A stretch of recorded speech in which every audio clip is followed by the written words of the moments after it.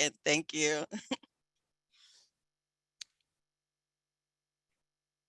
Awesome. So, you know what? We have Miss Fant on the line, and she is like, her energy is way better than mine. So I'm going to have Miss Fant talk to us about CTE Month.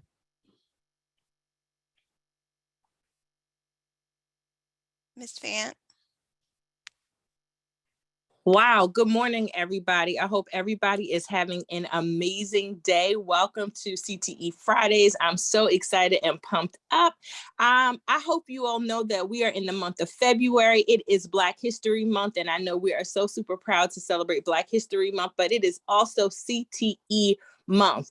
CTE stands for Career Technical Education. And in this month, we celebrate nationally all of the amazing things that are going on in our CTE classrooms and throughout our CTE pathways.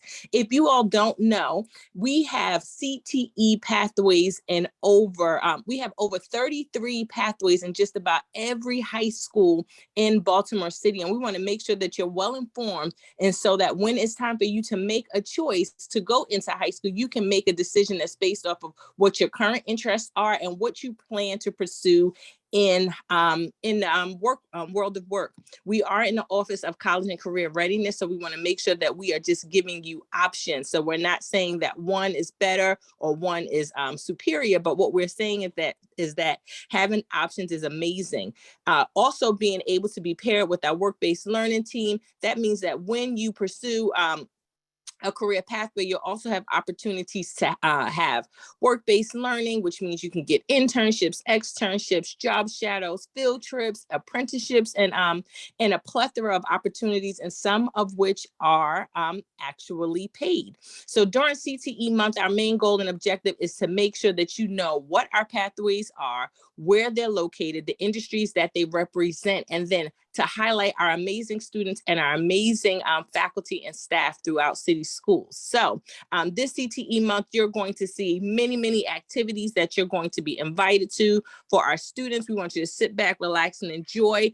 And I'm encouraging you to continue to speak to your teachers. Ask them, hey, have you heard anything else about CTE Month? Do you know any other CTE activities that we can participate in?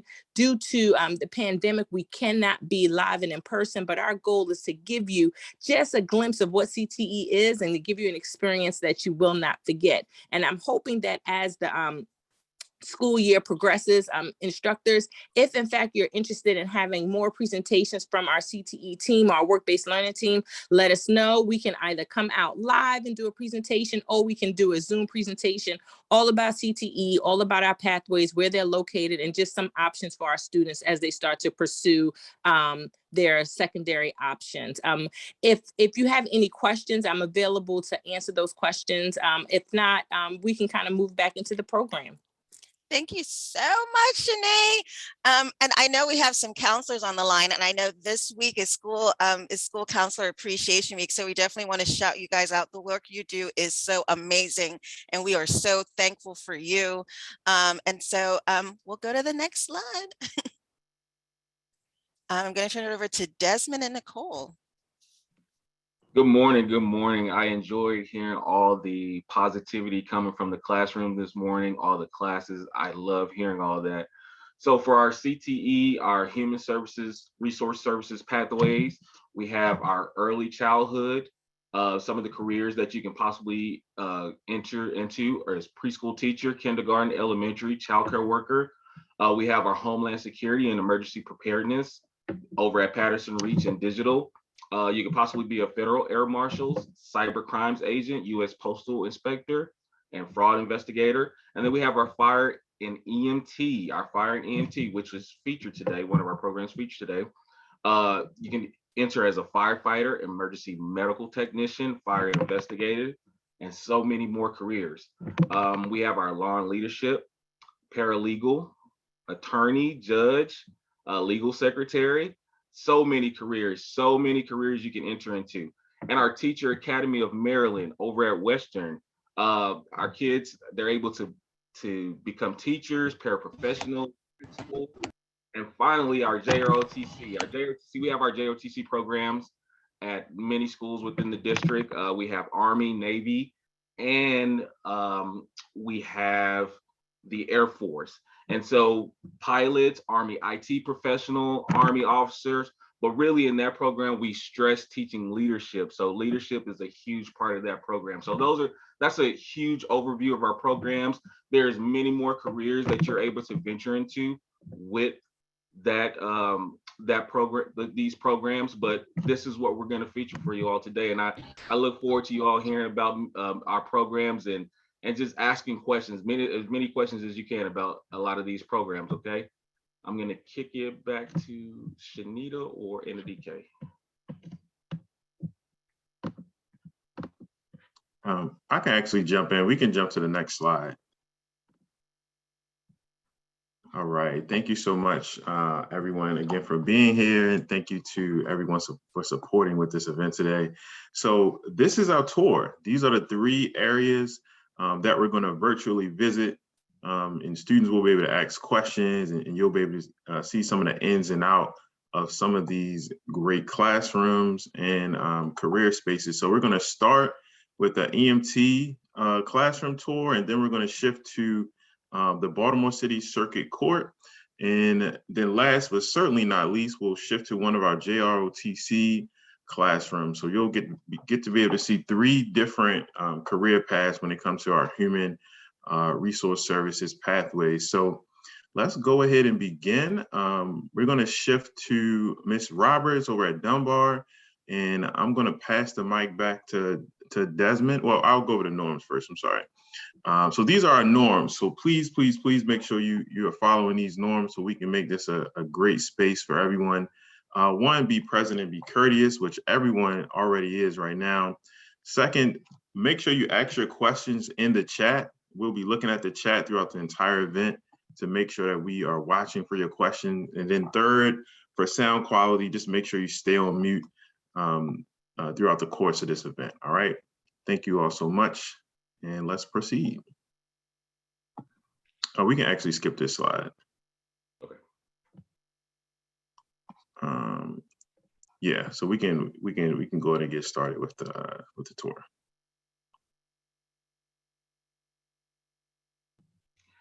Okay, y'all. So we're gonna go over to Miss Roberts' class. She's one of our EMT instructors. She has a wealth of knowledge.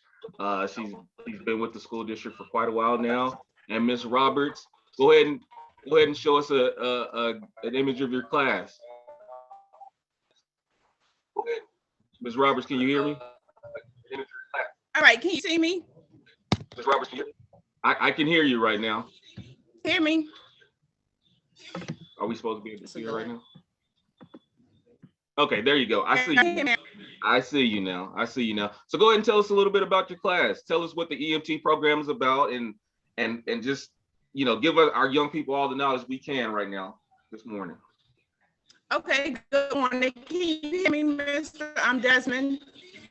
I can hear you. Okay, so what I'm going to do today, we have one of our senior students, future EMT Kareem Shepard. He's going to actually lead the tour today, so that way you won't hear me talk and you all will get to see seniors that we have, just showing a few of the skills that we have in our class. Oh, perfect. That works for us. That's perfect. How you doing? My name is EMT Commercial Pilot. Can you hear him? I can hear him just a little bit. If he can speak up for me.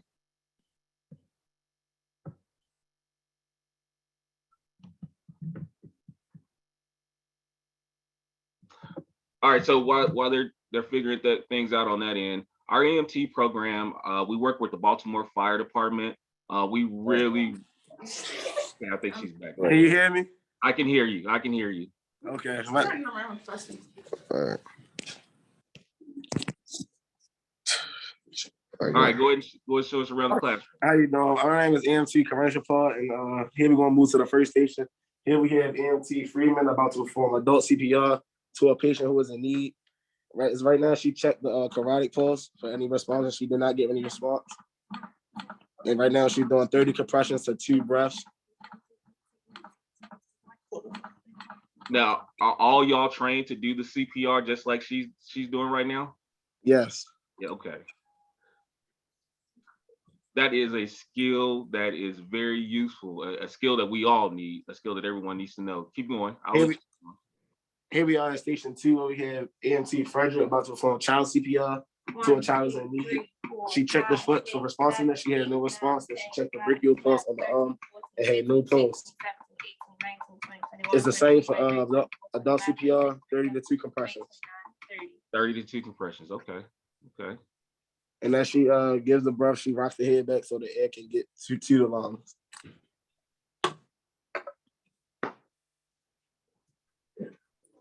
Here we are at station 3, where we have EMT Layla, EMT Kamaya, and EMT Kayla about to perform. Well, they're about to get a adult out of the car who was in a severe car crash and needs to be immobilized out of the car. As you see, the top EMT holds the head steady. And she straps the straps. It goes middle, bottom, and then towards the top.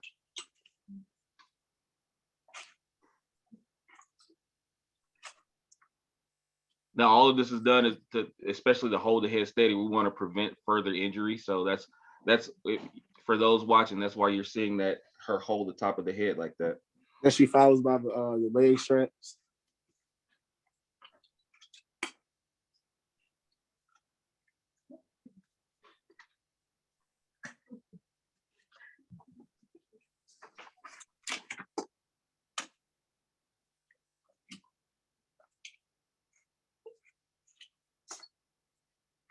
Leg up a little bit.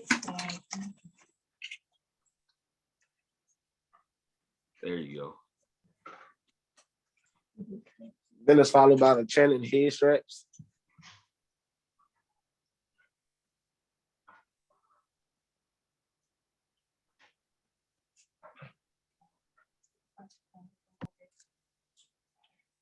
And then she proceeds to cushion the head between the cardboard.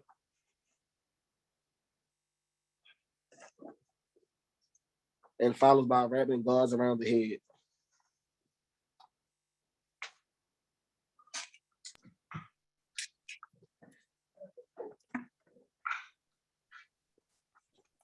Here we are at station 4 where we have EMT Tasia, EMT Delia, and EMT Sade, where we have a patient about to give a birth.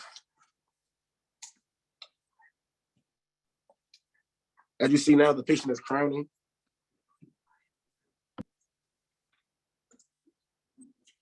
And now we see the head. When you see the head, we always suction the mouth, then followed by the nose.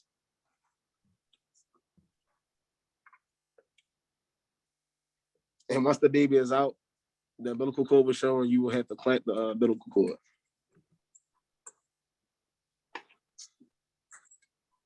Wow.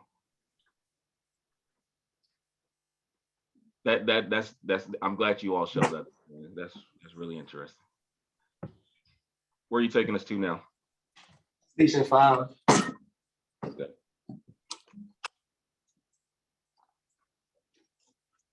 Here we are at station 5.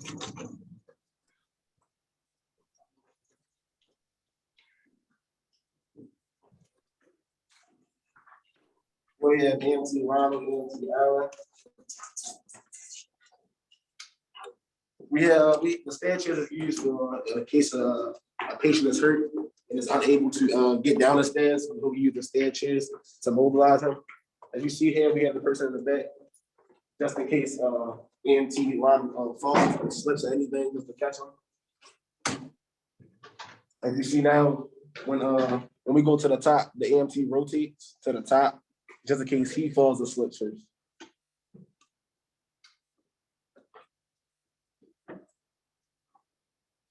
And it's all a steady motion, nothing's rushed.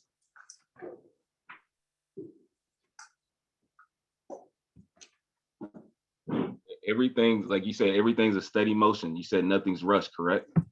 Yes, sir. Okay. And that concludes our tour. Thank you so much. So No problem. can I ask you a couple questions real quick? Just one question. Yeah. So how long have you been in this program? I've been in this program for 3 years. That's my 10th grade year. We couldn't do it in our 9th grade year. Okay. So you seem to know quite a bit. For our middle school kids watching this and just people around the district, just briefly tell them why this EMT program is the program to look into, that they would want to join, that they should possibly look into going into a career. Just really quick, just give a Just a brief statement. Well, I would say the program is very beneficial to anybody who wants to get in this medical field, anything. Okay. Because it's always a need for a job in the EMT department. We always gonna need more people.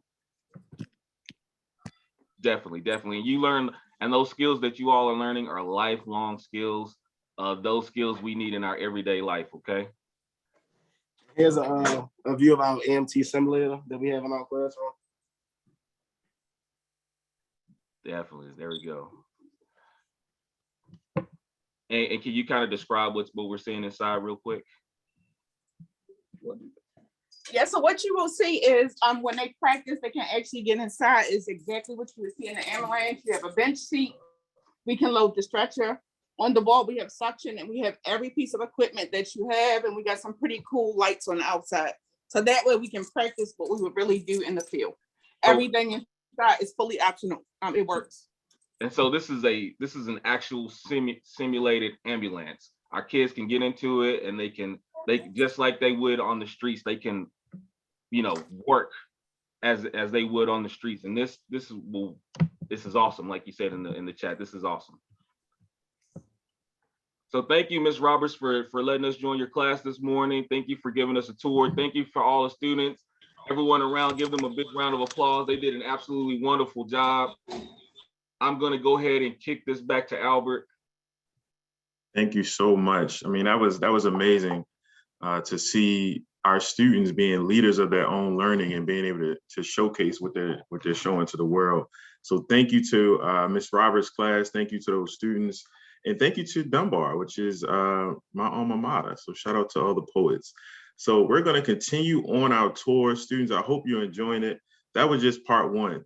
That was just part one of the tour. Now we're going to part two, where we will be at the Baltimore City Circuit Court, and we'll be able to talk to an actual judge in a court, as well as other wonderful members of the court. So we're going to transition over to that segment.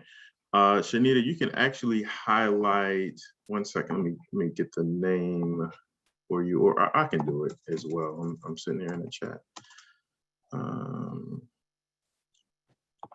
second, folks. Okay, here we go. So they should be spotlighted. There we go. Hey, good morning, Judge Carry-On. Good morning, Mr. Phillips. Good morning, everyone. Thank you so much for including us in CTE Month. This is one of our courtrooms, and we wanted to show the students what our courtroom looks like in the times of COVID. Obviously, that's why I have my mask on. You will see here, this is our witness stand, all surrounded by plexiglass. And our jurors, our jury area is right here. We're very excited to join you. I will tell you that we have many judges as well as employees who are graduates of Baltimore City Schools. So when Mr. Phillips called us to be part of this, we were thrilled to join. So I want to introduce you to some of the folks that we work with so that they can give you some idea of what they do and in order to get the court moving the way it should. Now, as you know, we have a lot of recording that takes place here, and we have to make sure that we have a record of everything that happens in court. That only happens because we have the court reporter's office, and our court reporter for the Circuit Court for Baltimore City is Ms. Tricriatis, which is right here, and she's going to tell you a little bit of what she does. Good morning. I'm Trish Tricriatis, and I'm the chief court reporter for Baltimore City Circuit Court, and our witness over there is Alex Undy. He's also in my office. Good morning. Our office is responsible for capturing the record and maintaining it for appeals. If someone doesn't like a decision here in circuit court, they have the right to take it up to the Court of Special Appeals, the Court of Appeals. So we have to record everything. We've actually had some technical difficulty this morning, but you see we have cameras in here. We have microphones at each station at the trial table where the lawyers would sit. And this is the bench where the judge would sit, and the support staff all here in the front. So we have ultimately what gets produced, our witnesses holding a transcript that will, where everyone can go read that later, and it's verbatim. So that's all I have to say, Judge Carrion. It's really important in court always to have a record of what happens. And a great partner with the judge who's sitting at the bench, and you see, I'm usually sitting up there, but I wanted to give you a tour of what the courtroom looks like. A big partner in what we do every day is the clerk of the court, and you may have heard the clerk of the court. So we have Ms. Hicks here with us today, and she's going to tell you a little bit of what she does as the clerk of the court.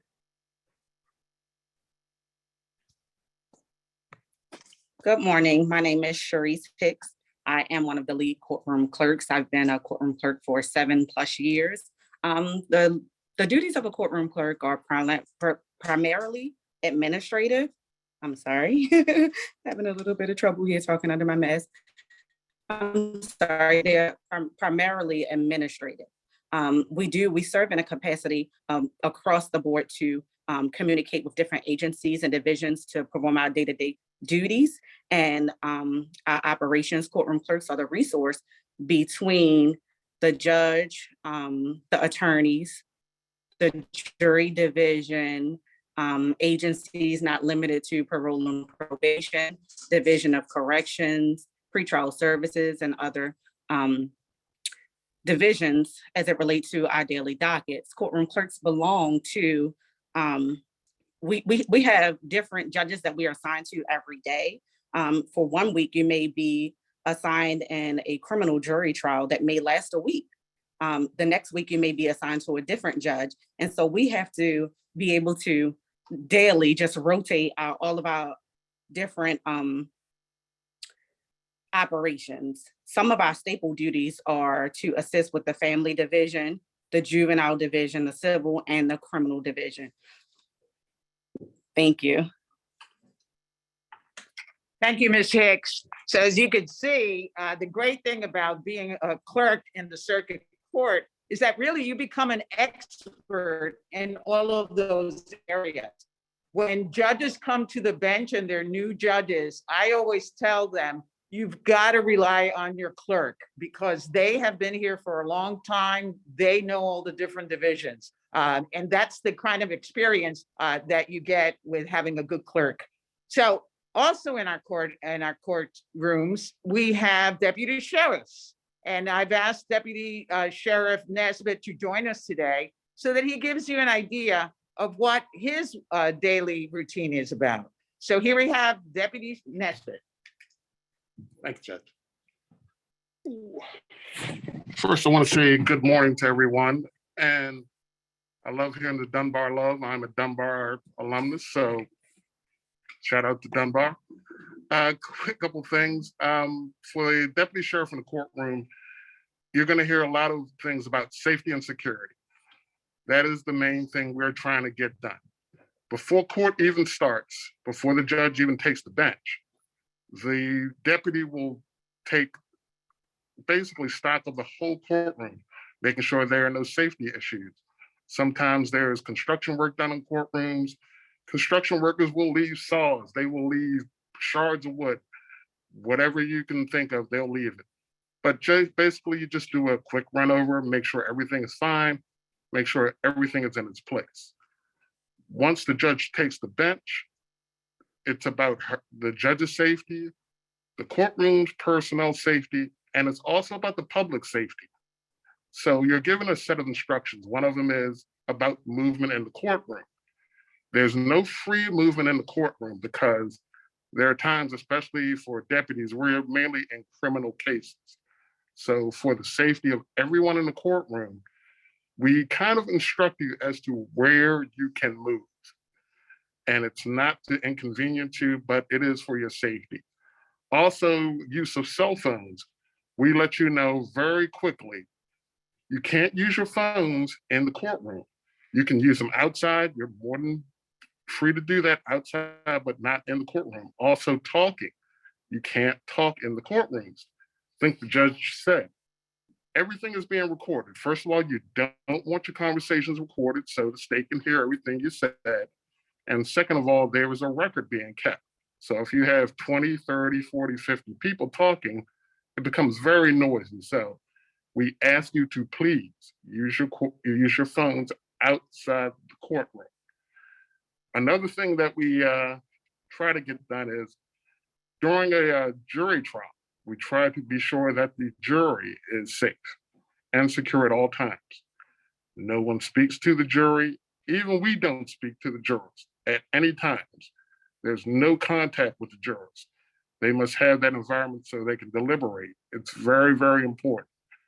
The main thing we want to ensure at all times is that everyone in the room leaves the same as they came. So kind of in concluding, if you come, you may find like you can't talk a lot, but there is a reason for everything.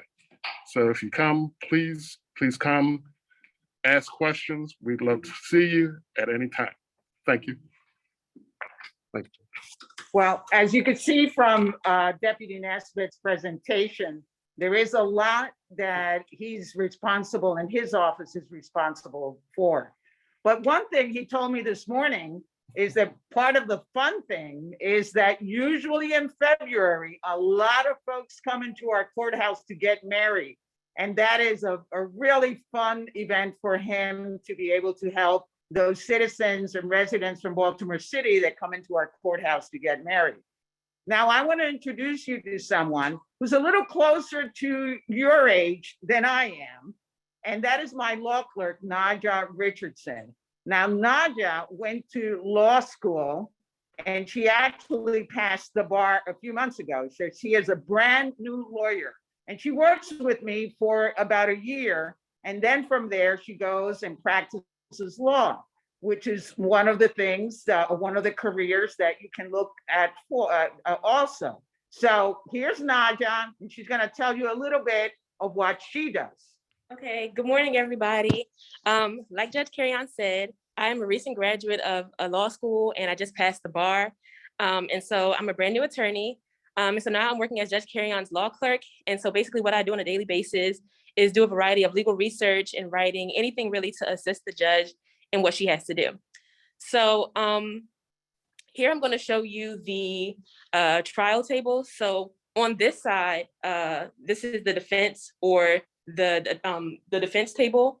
And then on this side is the plaintiff or the state where they will sit closer to the jury. And so that's it for me, really. Thank you. All right. Well, what Naja hasn't told you is that she, part of the work that she does is that she does a lot of legal research for me, and during COVID has done a lot of policy research as well. So somebody asked, and I'm going to test Naja now, you'll see, what a defendant is and what a plaintiff is. Naja? Okay, so a defendant is somebody who is, they have maybe, a defendant is somebody who has committed a crime or who has done something that brings them before the judge, and they will be sitting here to be defending themselves, basically. And then the plaintiff or the state is the person that is bringing the charges against the defendant. And the plaintiff or the state always has what we call the burden of proof. And because they have the burden of proof, in other words, they have to be able to convince those jurors that are right behind me, right? They always sit closer to the jury box. It's always done that way. And the defendant, be that in a criminal case or in a civil case, always sits on the other side. So that is our presentation for today. We thank you so much for inviting us. And if anybody has any questions that we can answer, we certainly will do that. Yes, yes. This was an amazing tour. Thank you so much for leading us through that. And thank you to everyone in the courtroom today. We appreciate you bringing it all together. We have so many questions and we have so little time. So maybe we'll have to do a part 2 or Well, something. then we're going to have to do another visit. For Yeah, sure. yeah. That just gives us a reason to reconnect, which is great. So I did want to get to a couple of questions real quick. So one of them was, what are the steps to becoming a judge? That's a good question. So first of all, obviously, you have to go through all of your schooling all the way through high school. And I know many of you are doing that right now. And then you have to go to law school, right, Naja? Yes, And how many years is law school? 3 years. 3 years of law school.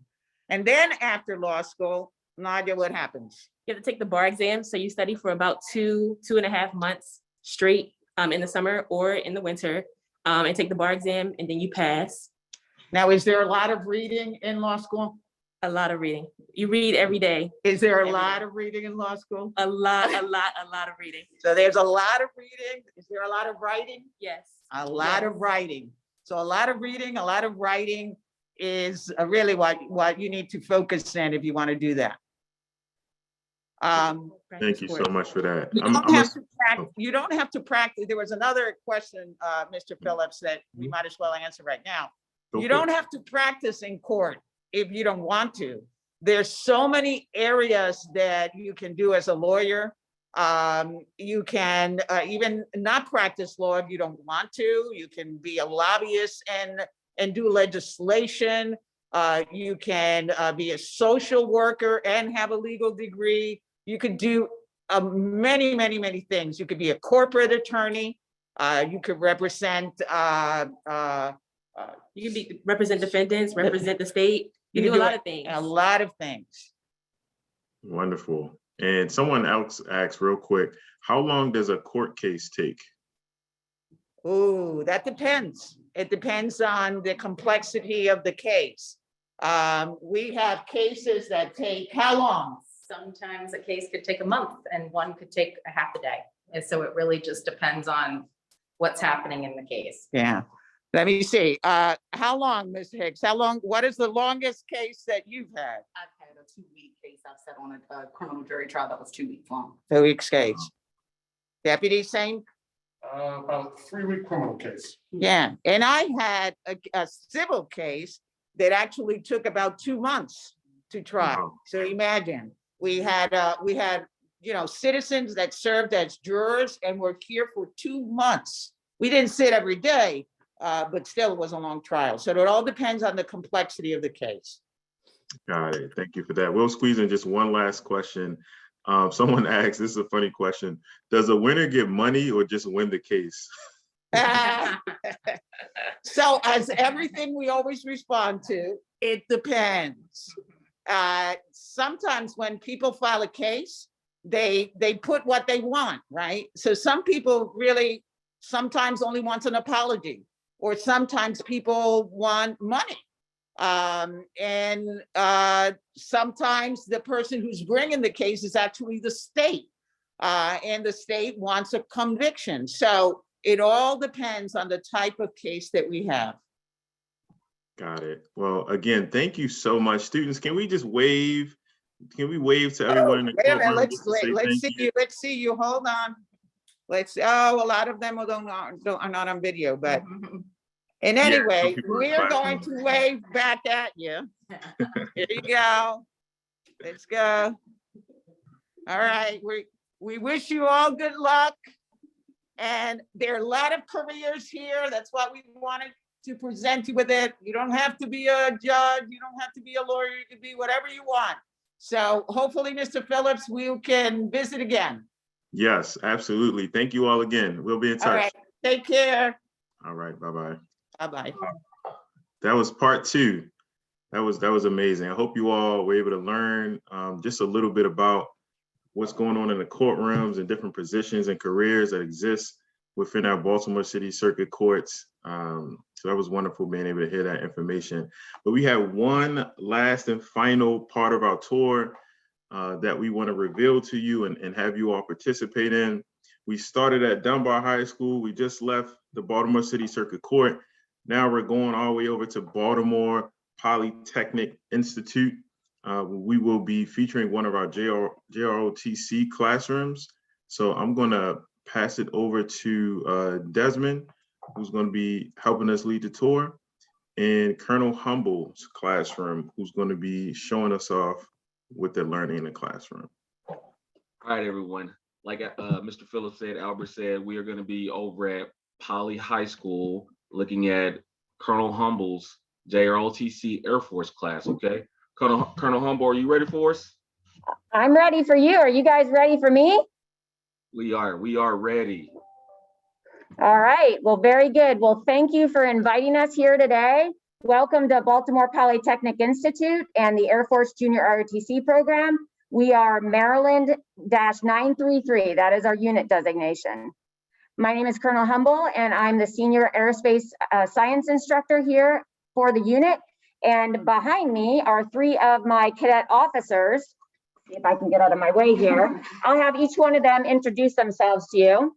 Hello, my name is Cadet Warren. I'm the group commander for our unit. Hi, my name is Cadet Chahedi and I'm the Deputy of Operations. And I'm Cadet Andrew and I'm the Deputy for Support. So one of the important things about our program is to realize that we are a leadership and character development program. Although we are affiliated with the Air Force, we are not a recruiting program. One of the misnomers about our program, a lot of people believe that if they're in our program, they have to go into the military. That is not at all what we are doing. We are making our students better citizens, better leaders, better people to go out there and do great things in our world. And so that's always something I want to clear up because it is often misconstrued. So we do wear military uniforms. You can see actually my three ladies here, they're called the top three because they are the top three leaders in the unit, but they are each wearing a different uniform that we have in our units. So we have our service dress uniform that Miss Warren is wearing, our ABUs or air battle uniform, which Miss Shahedi is wearing, and then we have a PT uniform that Miss Andoran is wearing. All right, so part of wearing these uniforms is actually attention to detail, responsibility, and all those things, those character traits that we need to teach our students before they go off and be adults. So let's go see what else is going on in our classroom. We have a lot of things going on just to be able to give you a glimpse of our day in the classroom. First element. There, all present and accounted for. Second element. Ma'am, all present and accounted for. Third element. Ma'am, all present and accounted for. Fourth element. Ma'am, all present and accounted for. Breathing, arms. Recite the pledge. I pledge allegiance to the flag of the United States of America and to the republic for which it stands, one nation, under God, indivisible, with liberty and justice for all. Order, arms. So one of the great things about our program is that we are cadet-led, cadet-run. That is our roll call procedure. So every day we do that, and I could be somewhere else in the school, and I know that these cadets are going to take care of their business and get class started, whether I'm in the room or not. Cadet-led, cadet-run. Okay, it's that leadership transfer that we want to say. My job is to teach them leadership, how to be good leaders, and then our classroom is all about them practicing. One of our other components here is we do PT, as I mentioned. All right, we do PT once a week. And so our cadets here are just giving you a little glimpse, right? We don't do anything too difficult. But not only are we, teaching good practices in terms of exercise, but other healthy living habits, right? Because we all want to live to be old and in good shape and to keep our bodies healthy. So we like to promote that as much as we can. We do PT once a week. So, and we'll do all sorts of stuff. So it's really great. All right, we are moving on. As you can see here, we have some archery equipment out in our classroom right now. We are getting ready to to enter some training. We have a archery competition coming up, and this is one of the after-school clubs, if you will, that we offer through Air Force Junior ROTC. So just like there's other clubs in the school, we actually have clubs within our program. Archery is one of them, and we have probably at least 7 to 8 others that kids can participate in after school. So I talked about really briefly about all the uniforms that we have. So we have our own little area that we keep all of our uniforms in. This is our logistics area. So I'm just going to take a quick walk around here. You can see all of these uniforms that are hanging here. I have cadets that work in this area, and they're responsible for issuing the uniforms, making sure the cadets have what they need. For uniform day, our cadets get inspected once a week. And again, it's not so much about, the military aspect of it, but the fact that they have to be accountable and put things on and follow directions, attention to detail, etc. All right, so next on our quick stop here is our cadets who are going to be giving you a quick drill demonstration.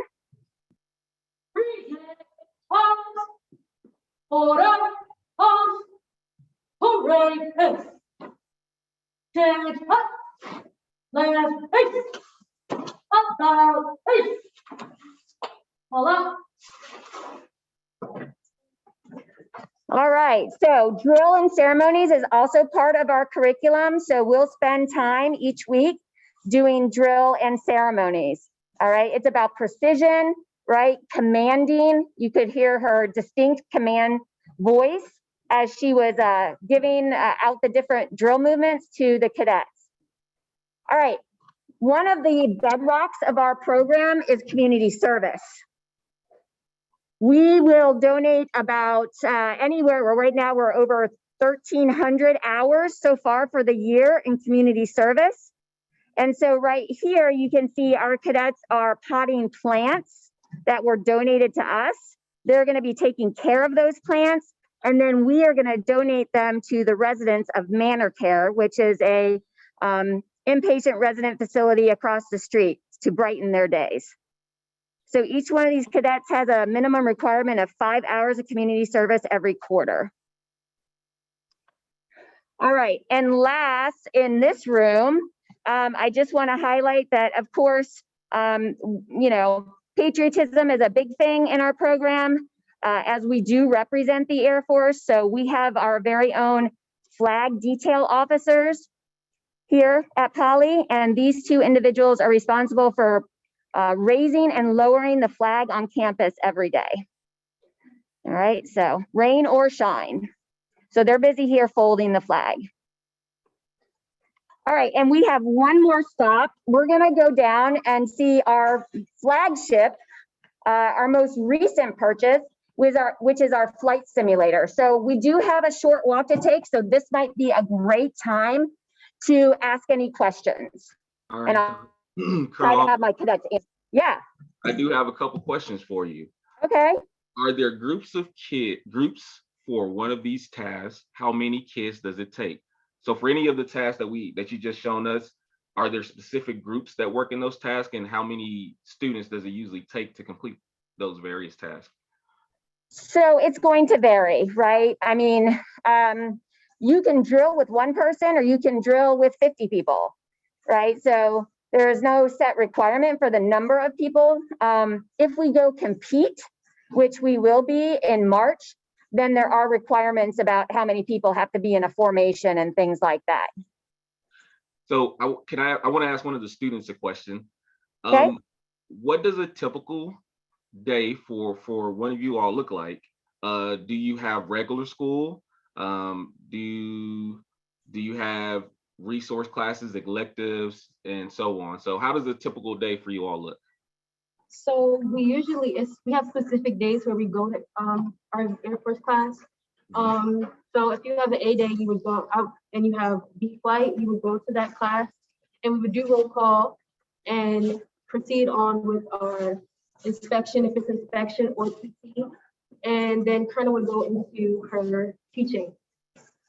We do have other electives for school, but if we have our class, we would go to our class. And our program is 4 years. So they're, probably the longest with any teacher, right? Because I have them 9th through 12th grade. Exactly. So another question for you all real quick. What made you all choose the JROTC program? And then once you were in it, just what inspired you to keep going and keep wanting to seek the leadership roles that you all are in right now? So I chose the JROTC program because 2 of my siblings were also in the program, so I already knew like a good amount about it. And it also helps me to get out of my shell so I can be more vocal about what I want and what I want to be in the future. Yes, for me, right off the bat, ROTC was the first elective that stood out for me. And so I decided to join to see what it's like. And as I joined, it really helped me, like Ms. Anjorin said, step out of my shell, because my freshman year versus now, those are 2 different people. And so I am more vocal, like she said, and I learned a lot more about leadership. As I'm in a leadership position now, it'll help me as I go on, to the outside world. And it helped me make new friends because, like Jordan said, it gets you out of your shell. So I didn't really want to be lonely throughout high school. So I joined the program to meet new people, especially from different grades and different backgrounds. You get to meet new people and interact with them. We're like a big family, 130 siblings. Well, thank you all. Thank you all. Colonel Humble, I'm going to turn it back over to you. Yeah, so we are finally here at our flight simulator. So, first of all, I'd like to thank North Avenue because they were very much a part of us getting this flight simulator. And here, what you see is it's not a flight simulator that has motion, but it does have everything else that a Cessna 172 would have. All right, including its setup in terms of its windows and its cockpit and all its instruments. And I have one of my cadets here, Cadet Ava Lewis, who is flying the airplane right now. I'm gonna get a little closer, right? You can probably see outside maybe, right? So she's flying, she took off from the airport and she's flying, and she's monitoring all these instruments here. And she is working towards her private pilot's license. She was recently selected for a scholarship to go learn how to fly. So she'll be attending a university this summer for 8 weeks, where she will do nothing but eat, sleep, and breathe aviation. So what's nice about having the simulator is that she gets to practice before she goes, and we'll be able to set her up for success. So you can see the airfield off in one of the panels here. She's going parallel to that airfield, and it's gonna probably set herself up for a landing. But we love this. We just started our curriculum for aerospace science. So all of our cadets are gonna be learning about flight instruments and the forces of flight and everything that acts upon and gets an airplane up in the air and stays in the air. And this flight simulator is going to help us do that. Colonel Humble, I just want to say that thank you for inviting us in to your class this morning. And I want to give Ava, Miss Lewis, a shout out. I was able to test pilot the simulator, and she actually showed me how to test pilot the simulator. So she's a very good teacher, and she knows what she's doing. And thank you everyone for just letting us all come into your classrooms this morning and just be a part of what you're doing. This is a great pathway. Again, it emphasizes leadership and character skills. And so, if you all have any questions, you can reach out to Colonel Humble, and she'll be more than happy to answer your questions. Okay, I'm gonna turn it back over to Al. Thank you. Thank you. All right, thank you so much for that wonderful tour. I have some construction going on next to me right now, so my apologies for the noise. But thank you for that tour. Thank you to our poly students. We really appreciate you. And also thank you to you, Colonel Humble, for opening up your classroom to us. We are now at the end of our Career Ready Friday. We know, we wish that we can continue going all day, but unfortunately we do have to wrap up. Shanita, could you, thank you so much, right on time. I do want to encourage you all, I put a link in the chat and we'll post it again, but please complete the survey that's connected to this event. We would love to be able to hear your feedback on things that we did well, things that we can improve so we can continue to make this a meaningful experience for our students. So please complete this survey. Our next Career Ready Friday, we hope you join us again, is going to be on March the 11th. We'll be focusing on health and biosciences careers. So if you want to be a doctor or nurse or one of those other sorts of careers in health and biosciences, there may be something there for you. So we hope you can join in. Also, please register for our career readiness newsletter. We send it out once a month and it's full of information for you to stay updated on what we have going on in our office and different opportunities for students. And then lastly, if you're in high school, I strongly encourage you to register for YouthWorks. I put a link in the chat and we'll also share all these links out after this event, but please register for YouthWorks. The application is now open, so you can register for that. We have a YouthWorks workshop on March the 4th to practice resume and mock interview. So if you want to tighten up that in order to be prepared for YouthWorks over the summer or just for jobs or careers in the future, we definitely want you to attend that event. Again, thank you all so much for being here. We really appreciate all of the questions from our students. We know that we didn't get to all of them, but we truly value you. Thank you to our teachers, our school counselors. Thank you to all the staff members in my office that helped make this possible. We truly appreciate you all, and we look forward to seeing you next month on March the 11th. Take care. Great, go.